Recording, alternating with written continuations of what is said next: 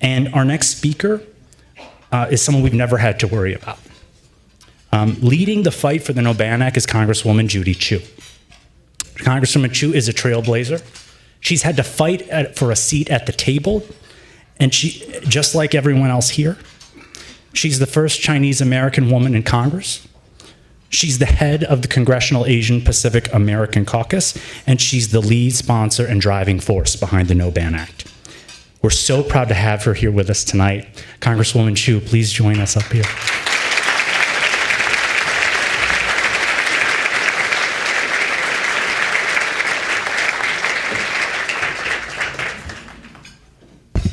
Well, thank you so much for that. And let me say how much I admire Muslim advocates. It is because of you that we have over 200 members of Congress that are sponsors of the No Ban Act. And it is because of you that we have over 450 groups that are endorsing the No Ban Act. And I believe that it is because you are the powerhouse that ultimately we will be able to get a vote off the floor on the No Ban Act.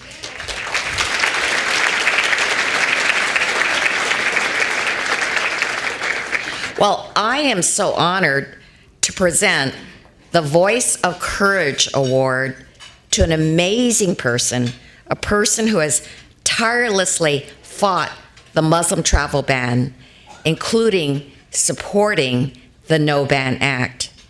Mana Kharrazi is an extraordinary activist and advocate for the Iranian Muslim and immigrant communities. In her role as the executive director of Iranian Alliances Across Borders, or IAAB, Mana directly works on developing programs with Iranian youth to strengthen the Iranian diaspora community through leadership and educational programming that encourages collaboration and solidarity.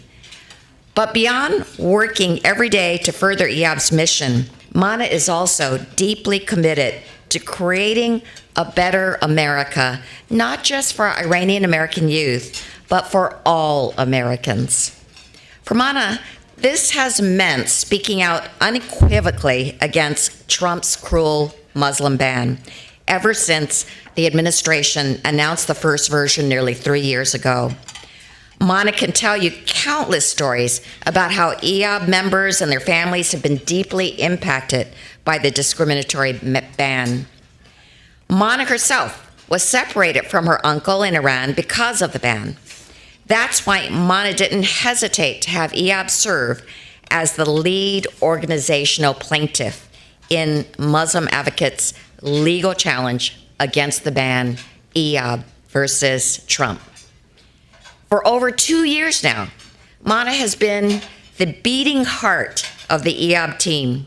She's been a tireless representative for people on the front lines of harm, and she's been a proud resonant voice speaking on behalf of those whom the Muslim ban tries to silence. Despite the heartbreaking loss last summer when the Supreme Court upheld the ban, Mana did not give up. In fact, the IAAB team is currently fighting a new appeal in the Fourth Circuit. And as the brief is actually due tomorrow, we would like to thank any Covington and Burling attorneys that are here tonight for their continued support and hard work on this case. Let's thank them right now.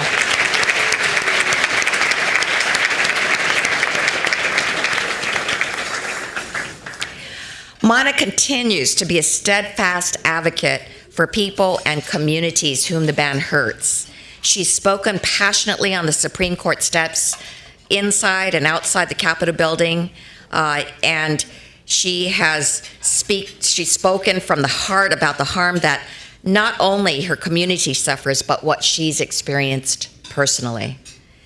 Mana has never shied away from the opportunity to make her voice heard.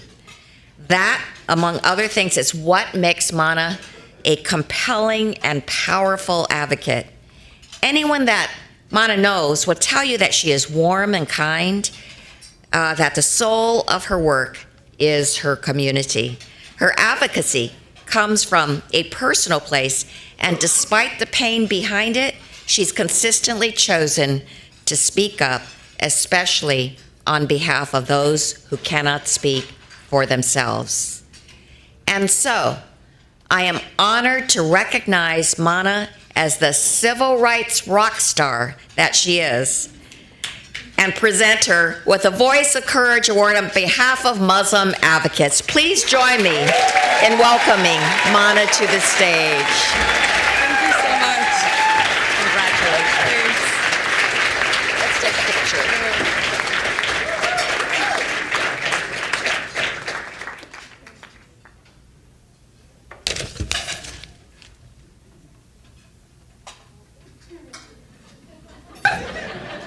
Too many things to hold. Thank you, Congresswoman Chu, for the introduction and for the kind words. Thank you, Muslim advocates, for this honor. It's hard to imagine that I only started working with y'all 2 years ago. I'm grateful to be a part of our lawsuit and the fight against this ban, and I'm grateful for the role that you all have given me over these years. Thank you to Farhana, Nahid, and the staff at Muslim Advocates for all that you've done. I've spent every milestone of this fight with you and with my IAAB family, who've shown up to every hearing, every rally, and every press conference with us. Thank you to Scott for your unwavering support of my voice, and to the IAABers for the courage to use it. Thank you to Covington and Burling for all the work you've done. Americans Unite for separation of church and state for the work you've done as part of this lawsuit. And to the unnamed plaintiffs who were part of this. I was part of the visible plaintiffs for this lawsuit, and that was something I could do, right, as someone who was born in Iran but has a passport and has my citizenship. And for all of us in IAAB, we wanted to make sure that we were there to make this visible, to represent all the people who couldn't be in the room at all the hearings, because most of them are actually still banned. The people that are most affected, our families, our friends, all of the people who are separated from their spouses and partners, they're not able to actually be visible. And that was a role we took seriously because it was important for us to ensure that we were visible. It was important for us to ensure that our stories were out there. And it hasn't been easy. We've had a lot of heartache. During the span of this lawsuit, I lost my father and my uncle, both in Iran, far from me. Tonight, my family and the whole of Iran are without internet, shut off from the US and the rest of us in the world. But that's the reality we face. This ban targets families and communities, each vulnerable to war, famine, and state repression. For those of us who are here in the US, the cost of our Americanness is giving up our relatives and all of those milestones and playing witness to their pain, all from afar. But we also bring our stories of resistance, our cultures, and our histories to this country. Hopefully soon, this country will actually value all that we bring and not just our cuisines. It's a particular feeling to be hated in this country, one many of us here tonight are quite familiar with. Those of us who grew up here often experience the hatred of our identity or our faith before we ever even reconcile or understand that identity for ourselves. That's what I've endeavored to change, to connect our young people to our stories and culture and to empower them to reshape our narratives and to actually play a role in shaping them in the first place. And they're amazing. The greatest honor of my career thus far has been being a part of their journey and to shaping the identity of over 1,000 young leaders. And I'd like to ask any of the IAAB or Camp Allende folks in the audience to please stand up for a moment.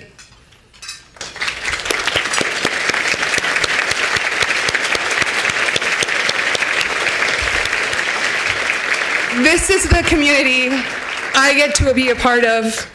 They're organizers, they're academics, they're lawyers, they're staffers on the Hill, they're creatives, they're leaders in their community, and each of them tries in their own way to shape their community and to make it better.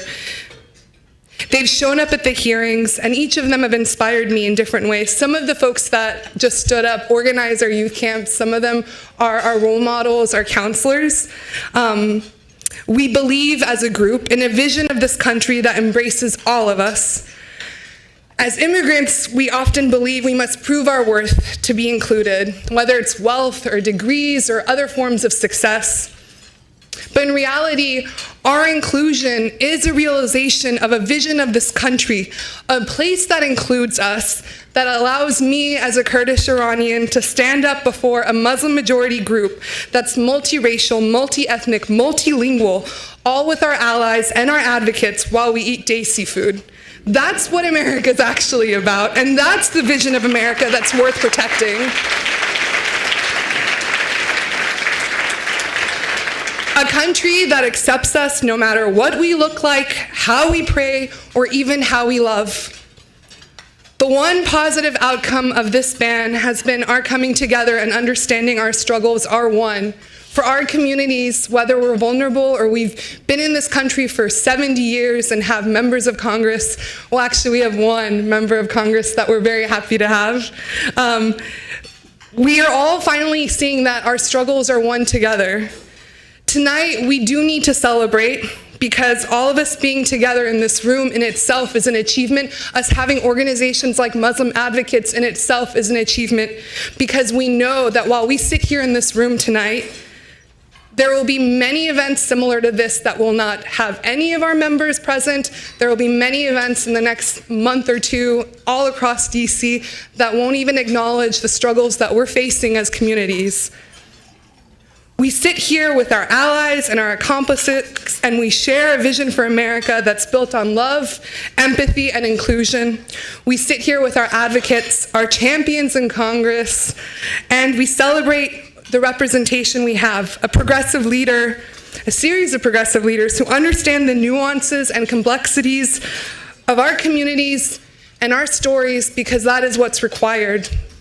Because it's important for us to know that without us having a seat at the table, there are going to be a lot of conversations and there are going to be a lot of decisions that have already been made and will continue to be made about us, about our families, and without that kind of representation, we'll never even have a voice.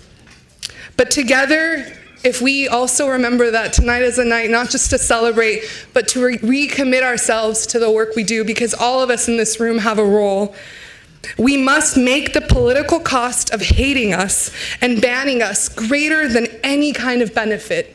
That's our challenge, because the cost is already too great for our families and our communities. Our youngest IAABer present tonight just barely made the age requirement at 16. He's in 11th grade, and Kusha and his mom, Mondana, are here. They came to our first hearing for an injunction 2 years ago. I joked with him that day that he was skipping history to make history with us. All of you, no matter your role in the struggle for inclusion and for voice, are making history with us because there is only one guarantee. This terrible chapter of our history, it's going to end. And what we do together to end it, that will be our legacy. Thank you for sharing this vision with me.